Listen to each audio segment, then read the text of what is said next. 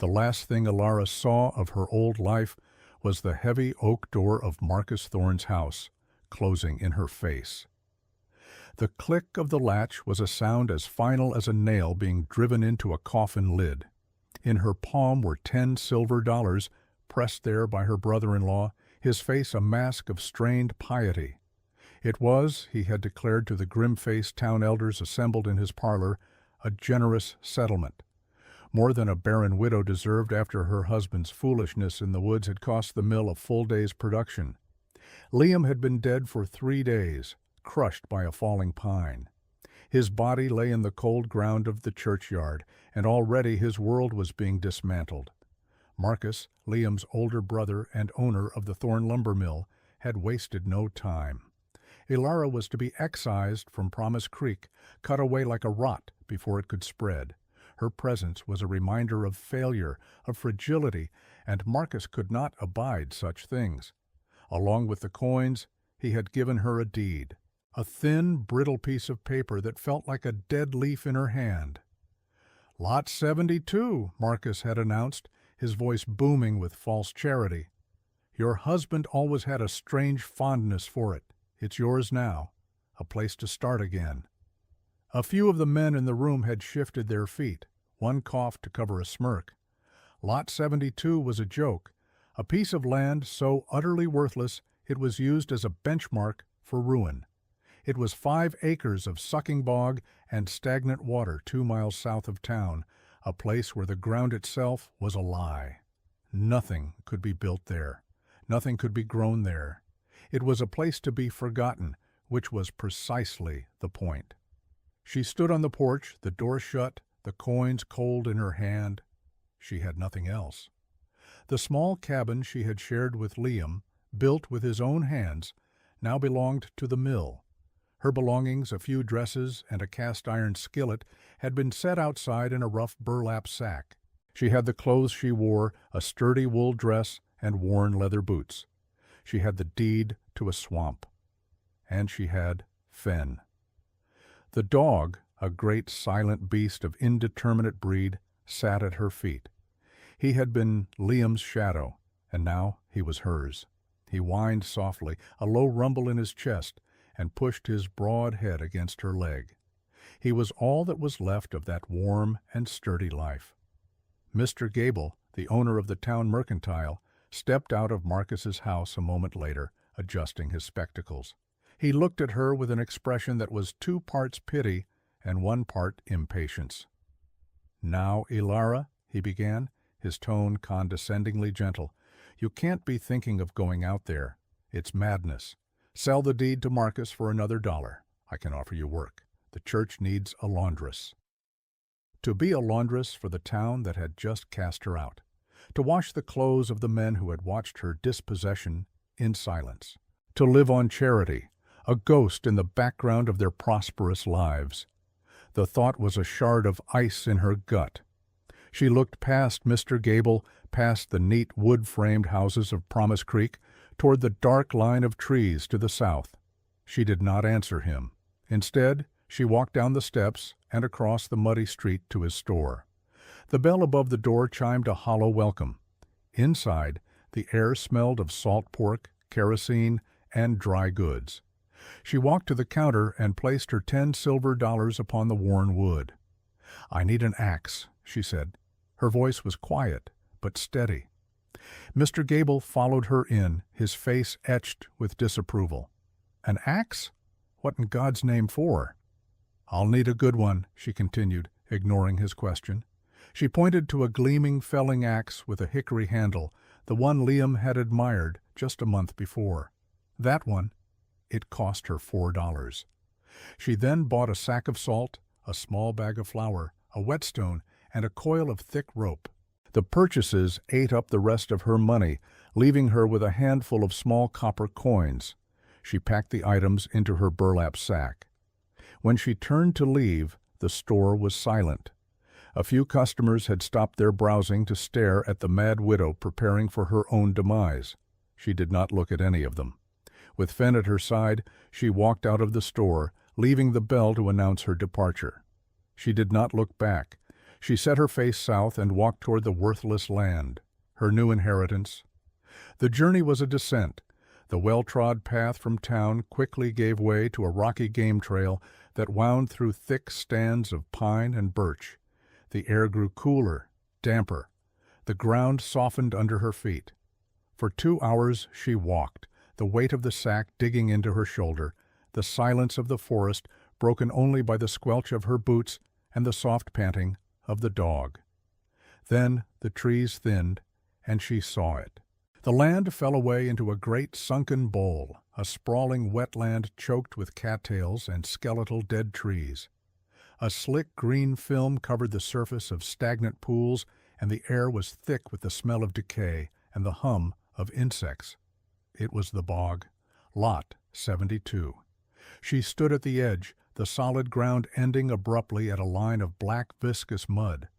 In the center of the mire, perhaps 100 yards out, rose a single, colossal stone. It was a glacial erratic, a titan of granite dropped by a long-dead river of ice, now half sunk in the peat. It was tilted at a severe angle, like a great gray tombstone marking the grave of a god. That was her land, a rock in a swamp. For the first time since the door had closed, despair, cold and absolute, washed over her. Her knees felt weak. The sack slipped from her shoulder and landed with a soft thud. Gable was right. Marcus was right. They were all right. This was not a place to live. This was a place to die. Tears she had refused to shed for her husband, for her home, for her life, now burned hot in her eyes. She sank to her knees, the damp earth seeping through the wool of her dress. Fenn nudged her hand, whining his concern, but she could not move. The sheer, damning hopelessness of the place held her captive. She stayed there for a long time, watching the sun dip lower, casting long, distorted shadows across the water. The bog seemed to watch her back, a vast, indifferent entity. She thought of turning back, of begging for the laundress job, of swallowing the bitter pill of her pride. But the image of Marcus's smug face, of Gable's pitying stare, rose in her mind and hardened into a core of defiance. She would not give them the satisfaction. With a deep, shuddering breath, she got to her feet. She would at least see the whole of her inheritance. Picking up her sack, she began to circle the edge of the bog, looking for a way in, a path of solid ground. There was none. The mire was complete. But as she drew closer to the side nearest the great stone, she noticed something. The reeds grew thinner here. The ground, while still damp, seemed firmer. She took a tentative step, then another. The mud held her weight. Step by careful step, she made her way toward the monolith, Fenn following closely behind her, his heavy paws making little sound. As she approached the stone, the air changed. The cloying smell of stagnant water faded, replaced by a clean, earthy scent, like a freshly dug well. The ground became firmer still, a small, teardrop-shaped island of compressed peat and soil, with the giant stone as its anchor. Exhausted, she leaned against the granite, pressing her cheek to its cool, rough surface. And then she felt it, a vibration, faint, but deep and steady, humming up from the base of the rock into her own bones. She pressed her ear against the stone, listening. It was the sound of running water, not on the surface but deep beneath her feet, a powerful current flowing under the immense weight of the monolith. It was a hidden river, an underground spring. The colossal weight of the stone, pressing down for thousands of years, had squeezed the water from the peat beneath it, compacting the soil into a stable, dry foundation. The moving water also explained the change in the air. It was a living artery in a dead swamp. Despair did not vanish, but it receded, pushed back by a new feeling, a grim, ferocious flicker of possibility. The town saw a worthless bog. She had found an island. The town saw a tombstone. She saw a foundation. This place was not her grave. It was the back wall of her house. The work began at dawn. The first task was to carve a home from the island itself. Using Liam's axe and her own raw determination, she began to dig into the compressed earth on the leeward side of the great stone, under the natural overhang provided by its tilt. The ground was brutally hard, a dense matrix of soil, peat, and roots. She used the sharp edge of the axe to chop at the earth, then clawed the loosened dirt away with her bare hands. By noon, her fingers were raw, the skin torn away in angry red patches. By dusk, her back and shoulders screamed with a fire she had never known. She had managed to excavate a shallow hollow, barely large enough for her and Fen to curl up in. It was not a home, but it was a start. She ate a handful of cold flour mixed with water and fell into a sleep so deep it was like a small death. The days that followed blurred into a relentless cycle of labor. She rose with the sun, dug until her muscles gave out, and slept. She learned the rhythms of her own body, the sharp cry of a strained sinew, the dull ache of profound exhaustion. Her hands, at first a mass of broken blisters, slowly hardened, the skin thickening into calluses. She grew leaner, tougher, the soft lines of her town life burned away by sun and toil. She used the axe to cut bricks of sod from the firmest parts of her island. They were heavy, dense blocks of earth and grass, and she stacked them one by one, raising walls out from the hollows she had dug. She discovered a deep layer of thick gray clay near the base of the monolith, and she mixed it with water and peat to create a crude but effective mortar, packing it into the gaps between the sod bricks. The structure took shape slowly, painfully. It was low and brutish, more a part of the earth than a building upon it. It had one wall of immovable granite and 3 of stacked earth. She left a narrow opening for a door and a small square for a window. For the roof, she felled the few stunted, waterlogged trees that grew on her island, laying their trunks across the top of the walls. Over this frame she laid a thick blanket of sod, grass side down, followed by a layer of the waterproof clay, sloped to shed the rain. While she built, she learned to live off the bog. She found she could harvest the starchy roots of the cattails and grind them into a coarse, nutty flour. Patches of wild cranberries provided a sharp, welcome tartness. With her rope, she fashioned snares, placing them along the game trails that led to her island. Soon she was catching rabbits and the occasional fat muskrat.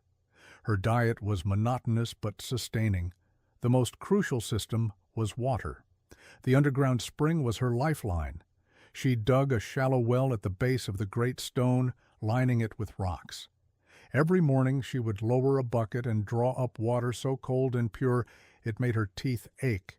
It was the cleanest water she had ever tasted, filtered through 100 feet of earth and rock. It never failed, a constant, silent promise of life in the heart of the mire. After a month of relentless work, the shelter was complete. The final piece was the hearth. She built it against the granite wall, using smaller stones she hauled from the edge of the bog. The great monolith itself would serve as the fireback, a massive thermal battery. She fashioned a chimney of clay-mortared stones that vented up the tilted face of the rock. The first fire was a sacred moment. She struck her flint and steel, nursing the spark in a small bundle of dry peat moss.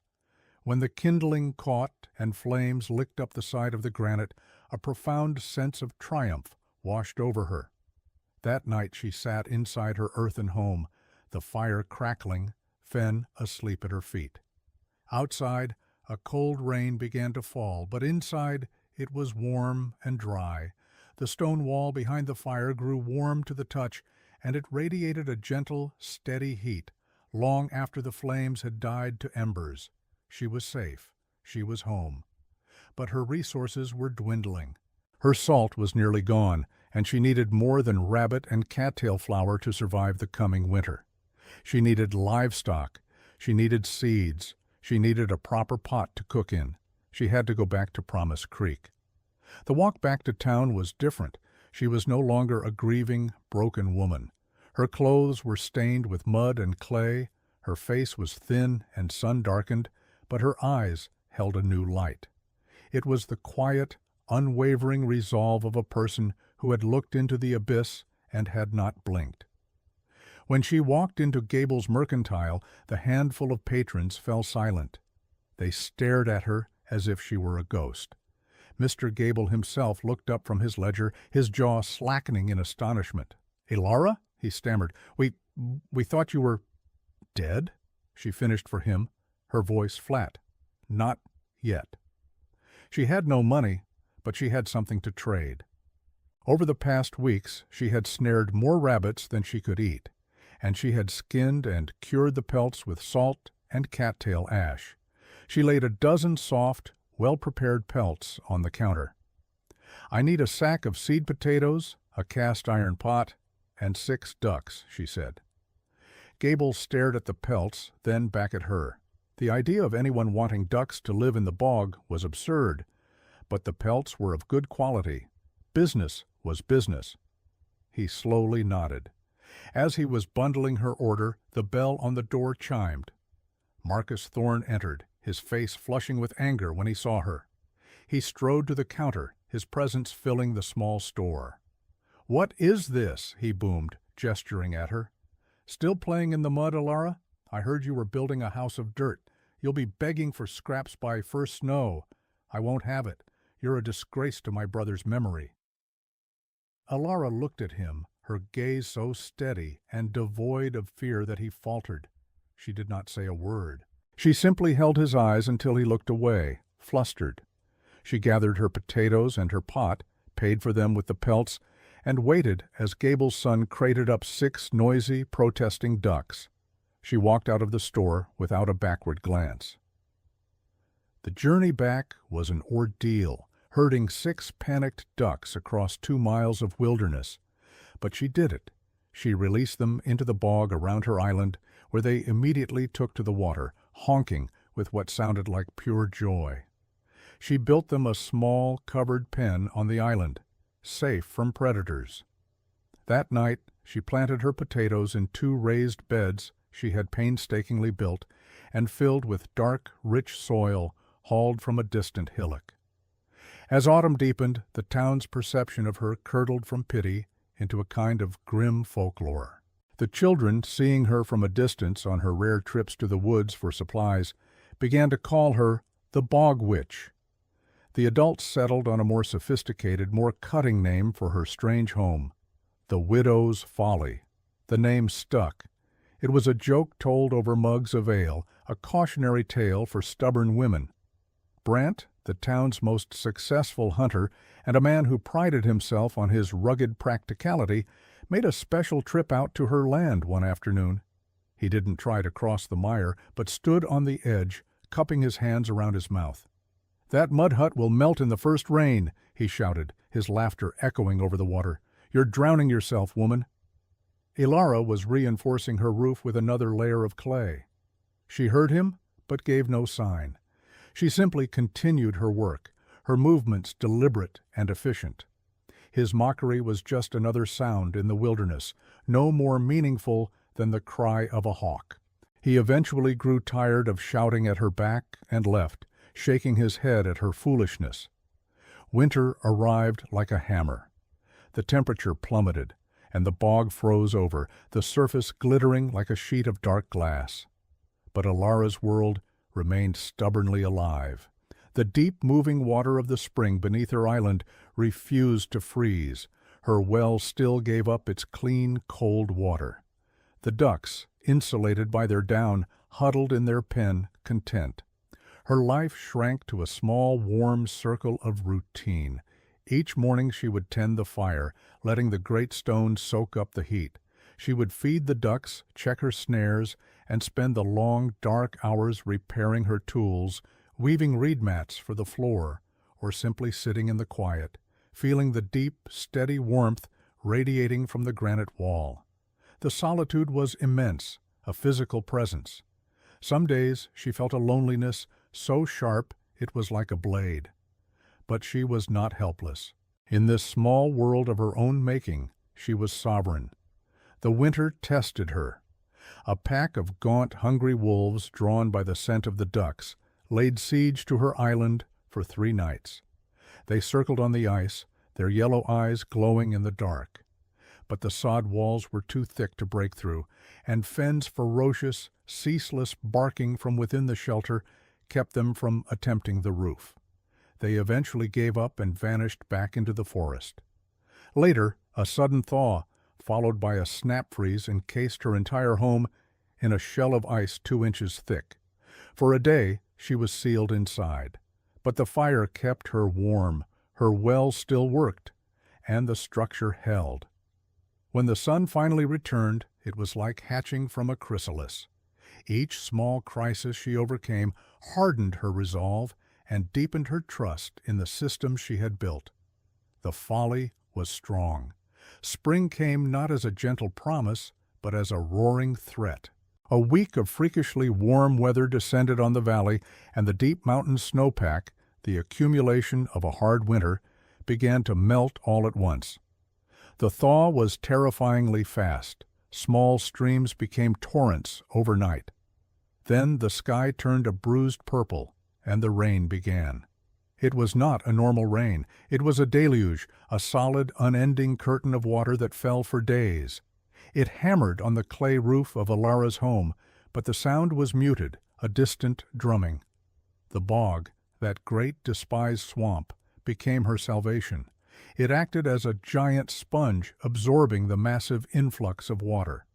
The water level rose, but it rose slowly, calmly, spreading out across the 5 acres, its force dissipated. Her home, built on the highest, most stable point, remained an island of dry security. The water lapped at the edges of her small domain, but came no further. Her drainage channels worked perfectly, diverting the slow seepage. In Promise Creek, it was the apocalypse. The town was built on a wide, fertile floodplain, a fact they had always celebrated. Now, that plain was their doom. The Silver Creek, normally a placid waterway, swelled into a monstrous, churning brown river. It breached its banks with a roar, and a wall of water tore through the town. The water smashed log homes from their foundations, turning them into battering rams. It gutted Gable's mercantile, sending barrels of flour and bolts of cloth spinning into the torrent. It ripped through Marcus Thorne's lumber mill, splintering a decade of work into so much driftwood. The screams of people and livestock were lost in the thunder of the flood. The survivors scrambled for the town's only high ground, the small hill where the church stood. But the water kept rising, relentless and hungry. From her island, Elara could hear a distant, terrible roaring. She watched the water in her own bog rise steadily, turning her small peninsula into a true island. Her home was untouched. The great stone stood fast, parting the slow-moving water like the prow of a ship. The ducks floated happily in the expanding pond. Inside, the fire burned warm and steady. She was entirely cut off from the world, but she was safe. The folly held. On the 3rd day of the flood, Fenn began to bark, a deep, insistent alarm. Elara looked out her small window. Through the sheeting rain, she saw something moving in the water, a dark shape struggling toward her island. It was a man, clinging to a section of a wooden roof, his movements feeble and uncoordinated. He was being carried by the current, which flowed from the direction of the town. As he drew closer, she recognized him. It was Brant, the hunter, the man who had stood on the shore and laughed at her. He saw the impossible sight of smoke rising from a chimney in the middle of the flood, and with the last of his strength, he kicked toward it. He collapsed as soon as his feet touched the solid ground of her island, sinking into the mud at the water's edge. Elara opened her door and stared at him. He was blue with cold, his body shaking uncontrollably. A part of her, a cold, hard knot of memory, felt a flash of vindictive satisfaction. The mocker had come to the mud hut to be saved. But the feeling was fleeting, replaced by the simple, undeniable fact of a human being dying on her doorstep. Her choice was no choice at all. She and Fenn dragged him from the water's edge, his dead weight a terrible burden. Inside, she stripped his soaking, filthy clothes and wrapped him in the 2 spare blankets she owned. She ladled warm broth from the pot over the fire and forced it between his chattering teeth. After an hour, he stopped shaking long enough to speak. His voice was a raw whisper. "The town, it's gone, washed away." He coughed, a racking, watery sound. "The church. People are trapped on the roof. The water still rising." His eyes, wide with horror, found hers. "Marcus's wife, Sarah, and their boy, I saw them. The water took their house. They were swept away." The words struck her. Sarah Thorne had always been kind to her, a gentle soul trapped in a hard man's world. Her son was only 6. Elara looked around her small, warm shelter. It was the only stable, high ground for miles. She had a small, flat-bottomed raft she had built from driftwood to help her gather reeds from the deeper parts of the bog. It was clumsy but sturdy. As Brant slowly regained his senses, the true nature of his surroundings began to dawn on him. He took in the solid, earth-packed walls, the stone hearth radiating immense heat, the neat stack of firewood, the sound of the ducks in their secure pen just outside. He saw the raised garden beds, the green tops of the potato plants somehow thriving, just feet from the floodwaters. This was not the hovel he had imagined. It was a fortress.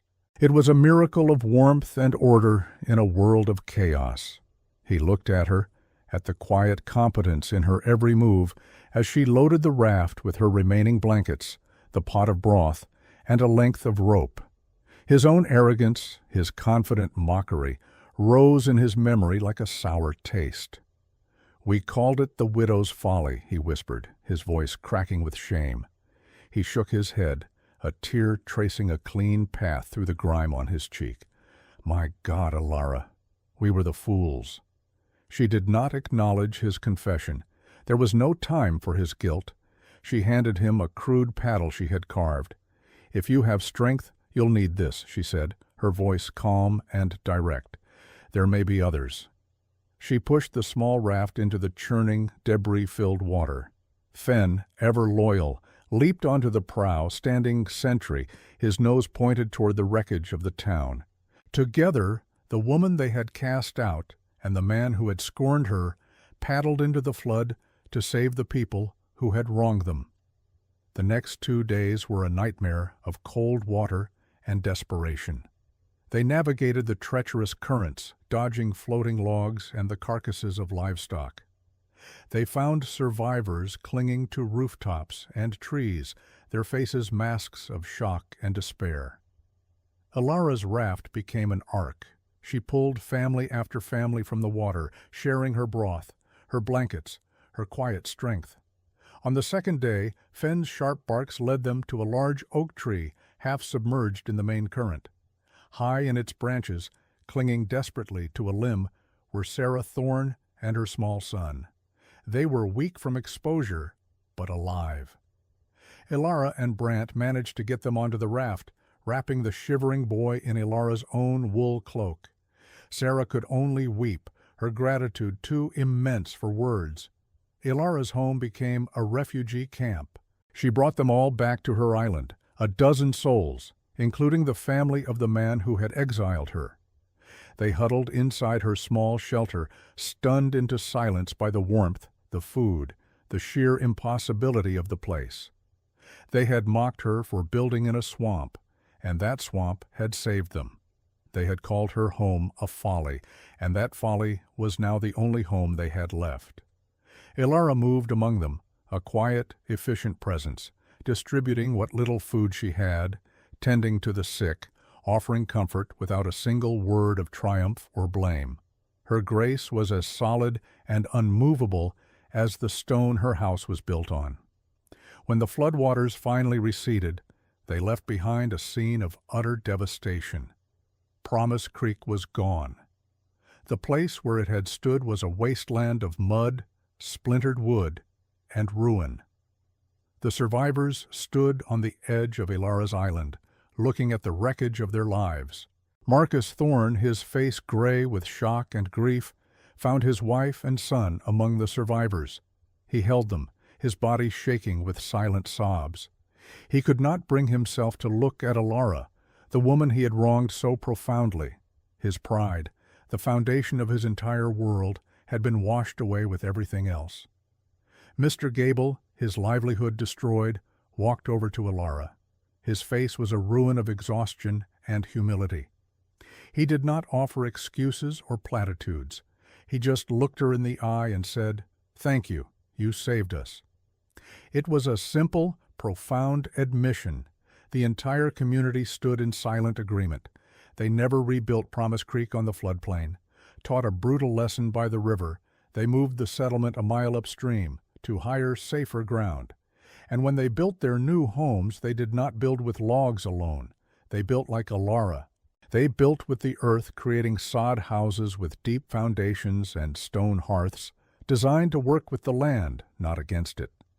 The name Bog Witch died, but the story lived on, transformed. Travelers passing through the new town of Providence, as they called it, would hear the tale of the great flood of '83 and the woman who survived it. They would be taken to see her home, which was no longer called the Widow's Folly.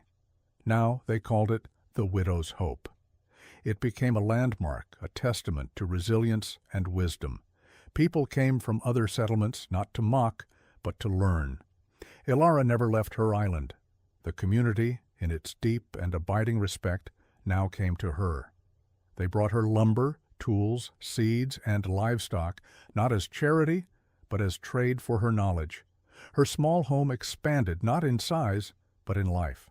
Her gardens flourished. Her flock of ducks grew. She was no longer an outcast, but the quiet, revered heart of the new community. Years later, an old woman with hands as tough as leather and eyes as clear as spring water would sit on a bench outside her earthen home. She would watch the sunset paint the surface of the bog in shades of fire and rose. The land that had been meant as her exile had become her sanctuary. The community that had cast her out now looked to her as their anchor. She had been left with nothing but a worthless deed and a core of iron will. From that, she had built not just a shelter, but a legacy. She had endured. She was still there.